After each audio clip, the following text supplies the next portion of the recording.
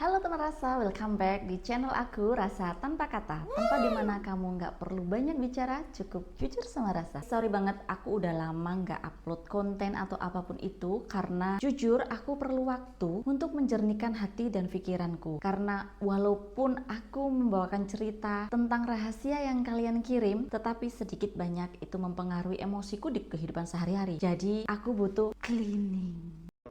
Rasa kali ini adalah tentang pernikahan. Ada yang bilang pernikahan itu adalah tentang berbagi atap, berbagi tawa, berbagi rasa, bahkan berbagi rahasia antara kamu dan pasangan. Tapi apa jadinya jika yang dibagi hanyalah sebuah masalah dan hasil kerja keras atau jerih payah keringat itu yang disembunyikan, bahkan dirahasiakan dari pasangan. Ini cerita tentang seorang wanita, seorang ibu dan seorang istri yang dia merasa mati di dalam rumahnya. Keluarga yang seharusnya menjadi tempat dia merasa lega justru menjadi rumah tak berjendela. Seperti apa kisahnya? Simak di Tell Me Something You Don't Know. Cerita kali ini dikirim oleh Lili. Saat ini di tahun 2026 ini Lili berusia 32 tahun dan suaminya berusia 30 tahun. Nah, mereka menikah di tahun 2020, tepatnya 3 Maret 2020. Sebut saja suaminya adalah Herman. Mereka saat ini sudah menikah 6 tahun, guys. Mereka dikaruniai satu orang putri, kita kasih nama aja Erli, dan ini semua nama yang ada di sini merupakan nama samaran sesuai dengan request dari Lili ya, jadi aman.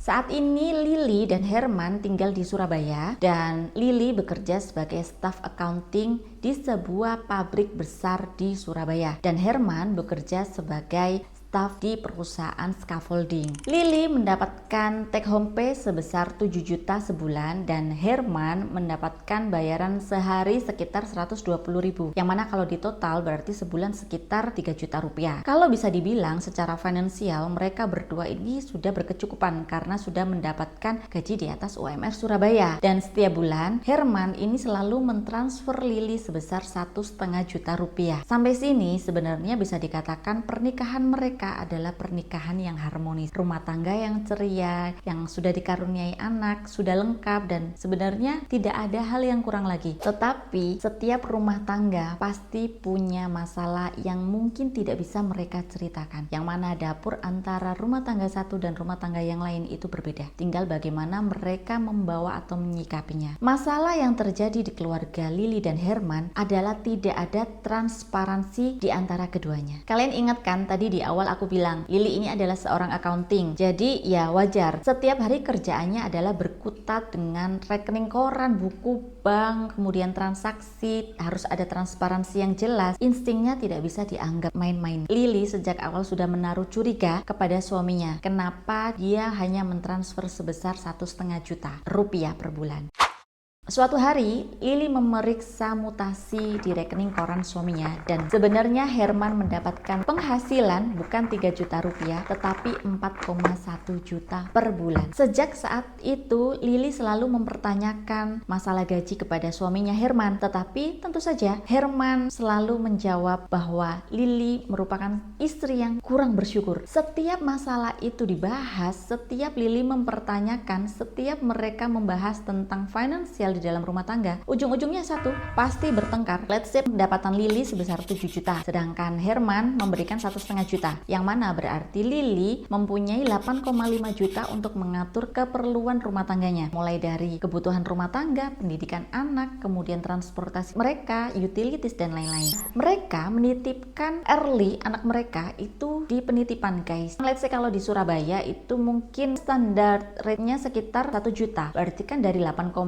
juta kita breakdown ya, 1 juta untuk penitipan, kemudian PLN, PDAM, BBM, oke kita katakan 1,5 juta, kemudian untuk makan karena mereka bertiga mungkin sekitar 4 juta, mempersiapkan pendidikan anak sekitar 1 juta sebulan, memiliki dana darurat sekitar 1 juta setiap bulan, jadi kalau di total sekitar 8,5 juta. Itu pun kita tidak memperhitungkan mungkin mereka punya cicilan rumah, cicilan kendaraan, atau cicilan yang lain ya guys. Anggap saja mereka ini tidak punya cicilan. Angka segitu itu sangat pas sekali kalau untuk kebutuhan di Surabaya dengan kehidupan Lili yang sekarang.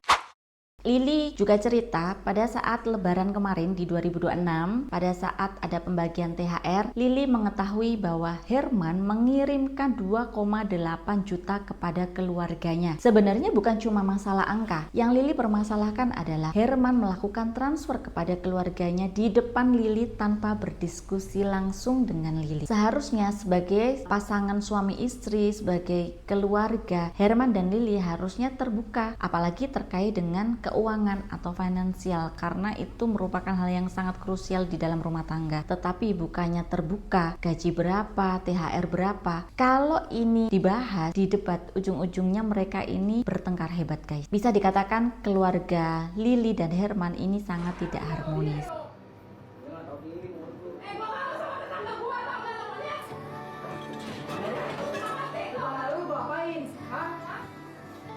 Yang bikin Lily ini sakit hati, setiap kali mereka ini bertengkar hebat, suaminya Herman ini melaporkan kepada orang tuanya dan keluarganya Herman. Seorang suami itu harusnya bisa menjaga marwah istrinya, sebisa mungkin tidak membawa masalah rumah tangganya kepada orang luar. Jadi mereka harus menyelesaikan di dalam rumahnya sendiri. Tapi yang dilakukan oleh Herman adalah mengumbar masalah dan aib Lily pada keluarganya Herman. Lily sebagai seorang istri merasa diinjak-injak dan merasa ditelanjangi di depan keluarganya Herman. Lily mulai merasa berjuang sendirian, dia tidak mendapatkan support dari suami dan keluarga dari suami, dan dia merasa bahwa dia sudah mulai lelah. Nafkah dari suaminya pelit, tapi beban mental yang ditanggung Lily itu selangit. Banyak dari kalian pasti berpikir, kenapa sih Lily kok mau menikah dengan Herman yang seperti itu? Gini ya, ini untukku pribadi dan mungkin untuk kalian di luar sana yang mungkin belum menikah atau yang mungkin punya pengalaman yang sama. Nothing lasts forever guys, apalagi sifat manusia. Mungkin di awal pernikahan Herman tidak menunjukkan sifat yang demikian atau tidak menunjukkan bibit-bibit yang seperti itu. Jadi di awal pernikahan mereka harmonis, tapi seiring berjalannya waktu perubahan sikap Herman mulai terasa. Pada awal pernikahan mereka sangat harmonis, tidak ada masalah. Perubahan sikap Herman itu dimulai ketika Herman berpindah tempat kerja. Jadi di tempat kerja yang scaffolding itu merupakan tempat kerja yang kedua, yang mana hasil lemburannya perharinya itu lebih tinggi. Nah, aku mau flashback sedikit. Jadi ini Lily juga menceritakan bagaimana dia sama suaminya itu bertemu. Lily sebenarnya di awal itu punya kekasih, dan mungkin Herman juga begitu ya. Tetapi kekasihnya Lily itu merupakan anak tongkrongan atau penjaga warung. Akhirnya Lily juga mempertanyakan jika dia menikah dengan anak tongkrongan, bagaimana nasibnya dia di masa depan. Suatu ketika dia bertemulah dengan Herman, dikenalkan oleh teman. Herman ini mempunyai pekerjaan dan finansial yang lebih stabil menurut Lily, sehingga Lily meninggalkan kekasihnya yang dulu dan memilih Herman. Nah, tetapi di awal pada saat Lily memperkenalkan Herman, sebenarnya orang tua Lily ini tidak setuju guys. Mungkin bisa dibilang pernikahan tanpa restu ya, tetapi tipikal orang tua Lily itu adalah kalau anaknya bahagia, kenapa enggak? Jadi itu adalah background bagaimana mereka awalnya bertemu dan memutuskan untuk menikah. Dan kalau kalian mempertanyakan juga, apakah Lily ini sudah pernah bercerita kepada orang tuanya atau mengadu? Guys, Lily ini adalah anak yatim. Dia hanya memiliki seorang ibu saat ini karena ayahnya sudah berpulang. Dia juga sudah pernah bercerita kepada orang tuanya, dia sudah ingin memutuskan untuk bercerai. Tetapi ibunya bilang, aku nggak ngongkon awakmu pegatan, tapi lek nggak kuat nggak apa-apa. Jadi Lily ini sudah bercerita kepada orang tuanya guys, dan orang tuanya sebenarnya juga tidak menyarankan untuk berpisah, tetapi juga kalau memang sudah tidak kuat karena yang menjalani adalah Lily, jadi ibunya juga tidak memaksa. Lalu kalau misalnya kalau kalian mempertanyakan apakah Lily ini pernah menceritakan kepada keluarga suaminya, hello, keluarga suaminya aja berpihak kepada Herman. Kalau misalnya Lily ini bercerita atau berkeluh kesah, ya pasti Lily ini akan jadi bulan-bulanan. Kalau menurutku sudah sangat tidak sehat ya, karena sudah tidak ada keterbukaan, kemudian sudah tidak ada komunikasi yang baik antara suami dan istri. Dan Lily ini adalah seorang sandwich generation kalau aku bilang, karena Lily bercerita bahwa dia juga menanggung hutang dari orang tua dan adiknya, dan dia juga membiayai adiknya. Lily juga pernah curhat kepada teman-temannya, dan teman-temannya malah masa sih kamu ini yang selengekan gitu kayak bahagia, masa punya masalah. Dan Lily menyampaikan bahwa ya sebenarnya aku ini juga punya masalah, tapi ya aku menjalaninya dengan happy aja, seperti tidak punya masalah. Dan teman-temannya ini bilang bahwa Lily ini adalah Power Rangers pink. pink. Cuman Lily bilang ke aku ini sebenarnya nggak suka pink, aku ini suka merah, jadi aku mau pilih jadi Power Rangers merah. Lily juga pernah bercerita kepada ibunya kalau dia ingin bercerai, dan dari ibunya juga sebenarnya tidak mendukung dan juga tidak melarang. Tetapi jika someday Lily ini memutuskan ingin berpisah dari Herman, ibu Lily meminta bahwa Early, anaknya Lily dan Herman, dititipkan atau diasuh oleh ibu Lily. Di sini Lily sedikit keberatan karena Lily bercerita pada saat Early ini masih bayi, titipkan di ibunya Lily karena Lily dan Herman ini kan harus bekerja kan, sedangkan orang tuanya Lily ini ada di Madiun. Nah, di usia 2 tahun Early ini dibawa ke Surabaya dan mulai dititipkan di penitipan anak atau daycare. Nah, kalau misalnya nanti dia berpisah dan harus menitipkan anaknya lagi ke orang tuanya, ini Lily tidak sanggup guys. Lily bercerita dia sangat trauma dan menyesal dengan pernikahan, tapi dia tidak menyesal telah memiliki putri tercintanya yaitu Early. Early, kalau misalnya someday kamu sudah besar dan kamu mengerti ini cerita tentang siapa, semoga kamu tidak menyalahkan kedua orang tuamu. Mungkin orang tuamu sudah tidak bisa bahagia jika bersama, mereka bisa bahagia dengan jalannya masing-masing. Tetapi ingat bahwa papa dan mamamu itu tidak menyesal memiliki kamu. Jadi kamu harus bangga punya orang tua seperti mereka, dan kamu harus terus bisa menjadi dirimu sendiri yang bahagia. Dan Lily bertanya kepada kita semua bahwa dia sekarang ada di persimpangan, dia ingin berpisah atau pasrah, karena saat ini yang menjadikan dia kuat adalah Early, karena dia ingin menjadi ibu yang hebat untuk anaknya, untuk Early. Oke guys, cerita kali ini sampai di sini. Menurut kalian bagaimana? Apakah gaji 7 juta plus 1,5 juta itu cukup di Surabaya dengan satu anak, dan anak itu dititipkan di daycare, atau apakah itu kurang? Dan bagaimana jika seorang suami yang seharusnya menjadi support system utama untuk seorang istri justru malah menjadi masalah utama di pernikahan? Kalian tulis di kolom komentar. Well, teman rasa, ini disclaimer ya. Aku bukan seorang pengacara, aku bukan seorang psikolog atau psikiater, aku yang mengerti tentang emosi dan lain-lain. Aku hanya memberikan wadah atau ruang untuk kalian bebas menceritakan kisah atau rahasia versi kalian yang tidak ingin kalian sampaikan ke orang karena kalian malu atau kalian takut dihakimi dan lain-lain. Jadi, aku akan memberikan sudut pandang dari berbagai sisi agar kalian bisa melihat dengan jernih. Nah, ini ada beberapa hal yang mungkin Lily bisa pertimbangkan, yaitu satu, Lily harus melakukan mediasi dengan pihak ketiga yang Lily anggap sangat objektif dan mungkin kalian berdua hormati, tanpa membela Lily atau Herman yang bisa memberikan saran atau sudut pandang secara netral. Kemudian yang kedua, coba Lily lebih terbuka dengan pengeluaran, kemudian mengajak Herman juga lebih terbuka terkait dengan penghasilan, duduk bersama menyampaikan apa yang menjadi keluhan Lily sebagai pengelola dana di rumah tangga dan Herman sebagai pendukung atau yang memberikan kontribusi atau nafkah untuk rumah tangganya. Yang ketiga adalah self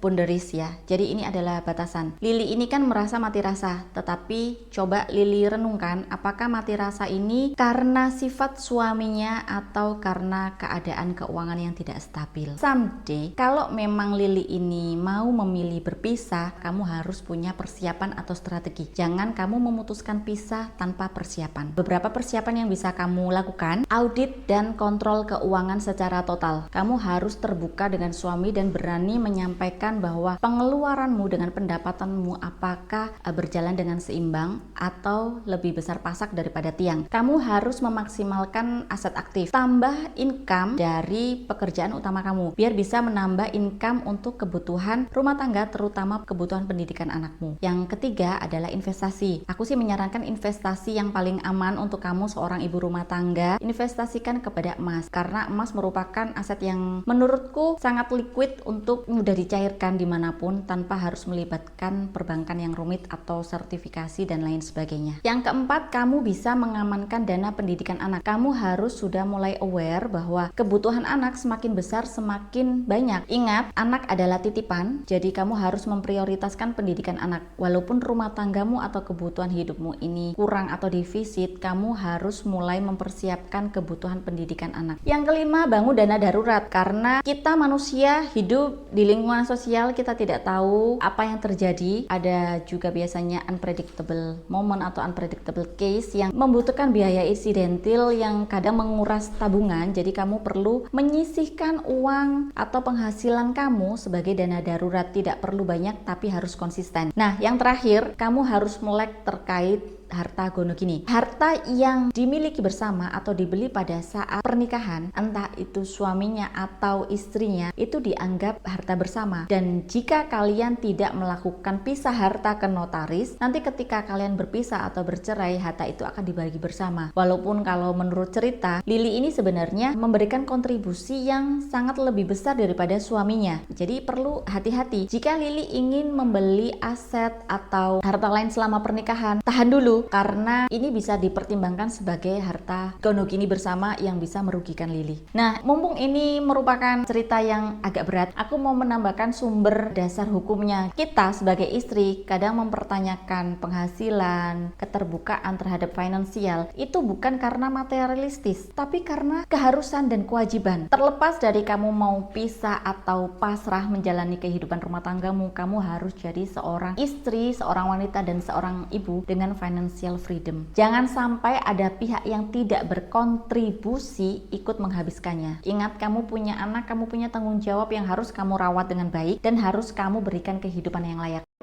Oke guys, ini info penting terkait dengan pernikahan, bahwa keterbukaan terkait finansial itu sudah diatur di hukum negara maupun hukum agama. Ada Undang-Undang Nomor 1 Tahun 1974 tentang pernikahan, ada pasal 34 ayat 1. Bunyinya adalah suami wajib melindungi istrinya dan memberikan segala sesuatu keperluan hidup rumah tangga sesuai dengan kemampuannya. Yang jelas sesuai dengan kemampuannya di sini adalah harus adanya transparansi. Jadi jangan sampai misalnya dia berpenghasilan 4,1 tapi yang disampaikan kepada istri hanya 3,6. Kemudian ada juga pasal 34 ayat 3, bunyinya jika suami melalaikan kewajibannya, istri dapat mengajukan gugatan ke pengadilan. Dan ada lagi kompilasi hukum Islam bahwa pasal 80 ayat 2, suami wajib memberikan nafkah, kiswa pakaian, dan tempat kediaman bagi istri. Kemudian ada pasal 80 ayat 4, sesuai dengan penghasilannya suami menanggung biaya rumah tangga, biaya perawatan, dan biaya pengobatan bagi istri dan anak, biaya pendidikan bagi anak. Ada lagi pasal 81 ayat 1, suami menanggung nafkah, pakaian, dan tempat kediaman bagi istri dan anak-anak sedapat mungkin sesuai dengan penghasilannya. Isi dari semua hukum yang tadi aku bacakan itu mirip ya, maksudnya gini, aku yang awam dengan hukum itu pun mengambil